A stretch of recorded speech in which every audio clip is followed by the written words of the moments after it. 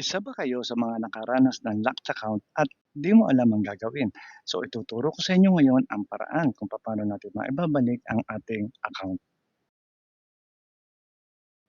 So ano mga dahilan bakit nakalock ang ating account? Ang pinaka-common o madalas na nangyayari kung ilang beses mo nang nai-enter ang maling password. Aminin natin na hindi tayo araw-araw na nagbubukas ng ating account kaya madalas nakakalimutan natin ang ating password. Isa rin ako dyan.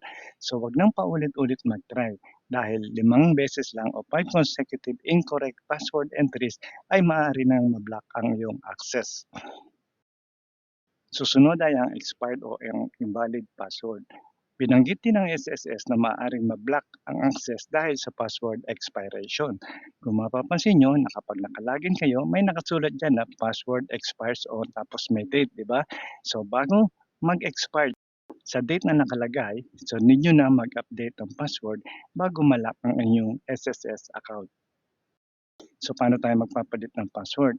So unang-una natin gagawin, i-click mo yung forget password kamukha na nasa image natin.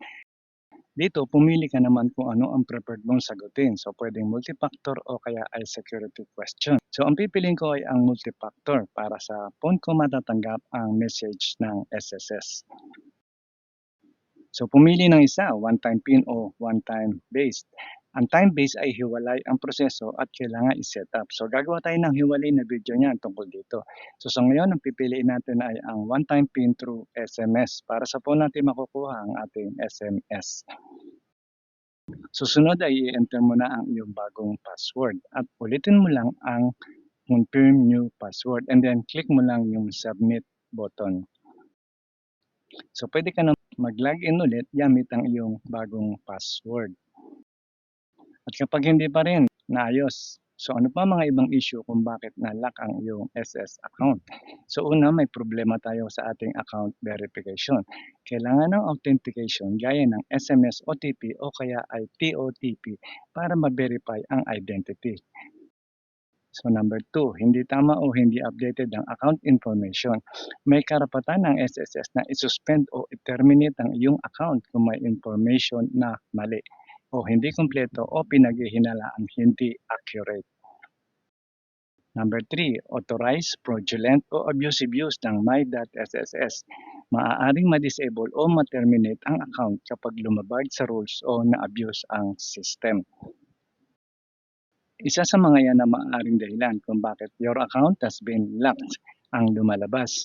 Kapag hindi mo na makuha sa password reset, kailangan mo na makipag-ugnayan o pumunta sa branch ng SSS para maresolba ang problema.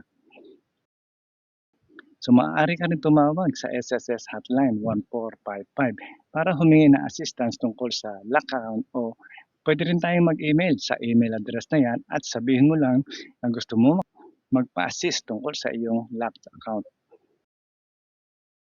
Pwede ka rin pumunta sa SSS branch o kaya ay sa e-center. Kung di mo ma-resolve online, maaari kang humingi ng tulong sa SSS e-center. Sila rin yung nasa loob ng SSS branch na gumagabay sa paggamit ng my.sss portal at account password concern. So, kung nagustuhan mo naman at nakatulong sa iyo ang video na ito, huwag lang kalimutan mag-like at subscribe ka na rin para updated ka sa mga bagong videos na i-upload natin. Maraming salamat po.